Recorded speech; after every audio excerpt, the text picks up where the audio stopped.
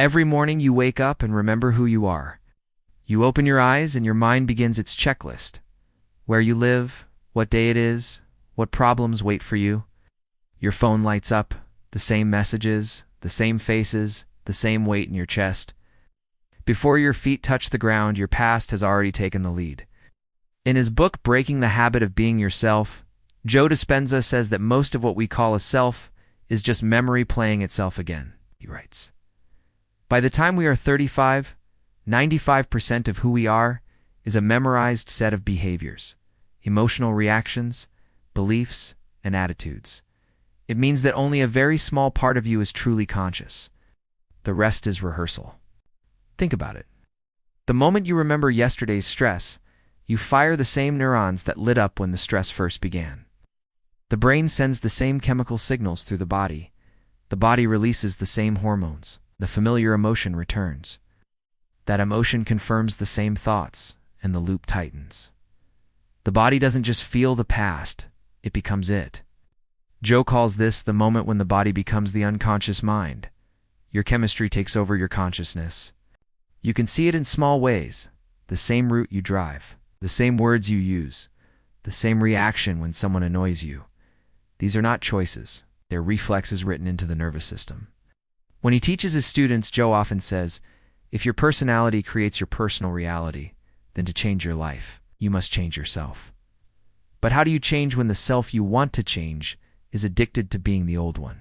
He explains in You Are the Placebo that every emotion you repeat becomes a biochemical habit.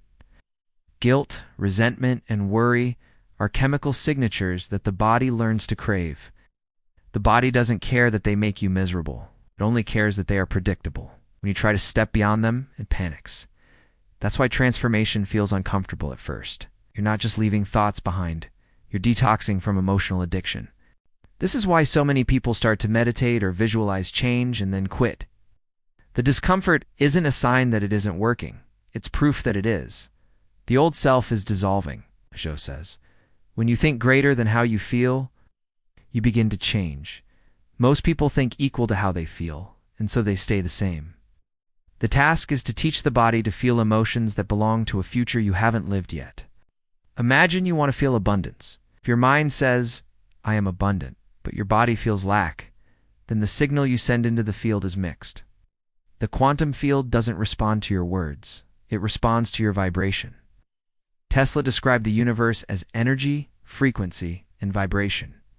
Joe brings that same truth into the human system. Thought is electrical. Emotion is magnetic. Together, they form the frequency you broadcast. When you meditate, you interrupt the program. You sit, you breathe, you watch the thoughts rise. You refuse to chase them. The brain is used to firing in predictable patterns, but observation without reaction removes energy from those circuits. They start to lose strength. Joe teaches that nerve cells that no longer fire together no longer wire together. Each time you observe instead of react, you prune the old pathway. Each time you choose gratitude or peace instead of anger, you fire and wire new ones. That is neuroplasticity, the brain changing itself. In Becoming Supernatural, he documents brain scans from students in deep meditation. As they quiet the analytical mind, the frontal lobe lights up and coherence begins. Regions associated with the emotional past deactivate. The brain stops living in memory and starts creating. He writes, when you step into the unknown, you step into possibility. The unknown feels uncomfortable because the body cannot predict it, but that is exactly why it holds creative power. Real change doesn't happen when you fix your circumstances. It happens when you stop being predictable to yourself. When someone provokes you and you breathe instead of bite back, you confuse the program. When you choose calm where anger once lived, the old identity loses control. Confusion to the brain is opportunity to consciousness. Joe says the moment you start feeling the emotion of your future before it happens, you are rewriting your automatic programs. The body can't tell the difference between a memory and a vivid imagination. That means you can teach it to feel a new reality before it arrives. Tesla did it through imagination, seeing entire machines run in his mind before touching a tool. Joe does it through meditation, seeing the life you want until the body believes it's real. There's a moment that comes to everyone on this path, the moment of resistance. You've been practicing new thoughts, new emotions, but one day you wake up heavy again. You feel old fear, old doubt. The mind whispers, see, nothing has changed. But that's the final defense of the old self. The body is testing your loyalty. Joe tells his audiences, when it gets hardest is when you are closest. If you stay present and breathe through it, you teach the body that it no longer decides who you are. You start noticing small changes. You wake without dread. You catch yourself before complaining. You feel gratitude for no reason. That isn't random. That's new neural architecture. That's the field responding to a new frequency. Life begins to mirror your inner coherence. Opportunities appear not because the universe suddenly notices you, but because your signal finally matches them. Tesla believed the universe was a vast field of vibrating light. Joe teaches that your consciousness is part of that same field, shaping it through emotion and focus. Every time you think and feel in alignment, you collapse potential into form. Every time you think and feel out of alignment, you scatter that energy. When you hold gratitude for something that hasn't yet manifested, you're bending reality toward coherence. Breaking the habit of being yourself is not a single leap. It's daily practice. It's catching the moment when the old emotion tries to reclaim you. It's refusing to gossip because gossip feeds the old frequency. It's choosing silence instead of drama. It's standing in front of the mirror and meeting your reflection with awareness instead of judgment. The old neural maps dissolve not through effort but through observation. The less you react, the more energy returns to you.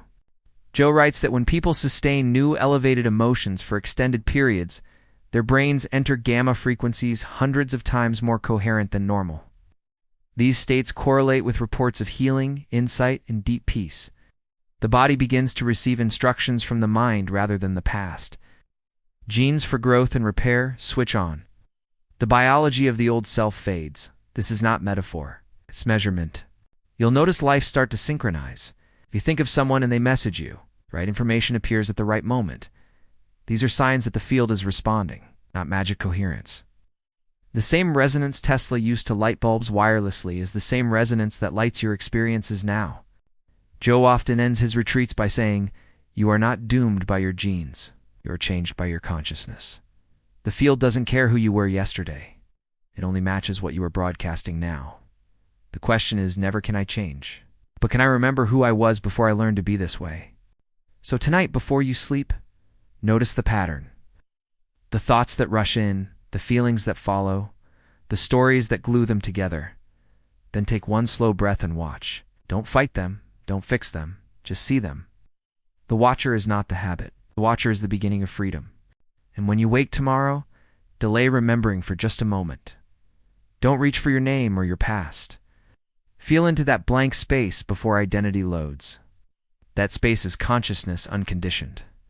That's where creation begins. In that pause, you are no longer the effect of your history. You are the cause of your future. That is what Joe Dispenza means when he says, to truly change is to become greater than your environment, greater than your body, and greater than time. You are not here to keep reliving who you were. You are here to teach your body what it feels like to be free. Because the self you remember is the past, but the self you imagine, that's the beginning of creation.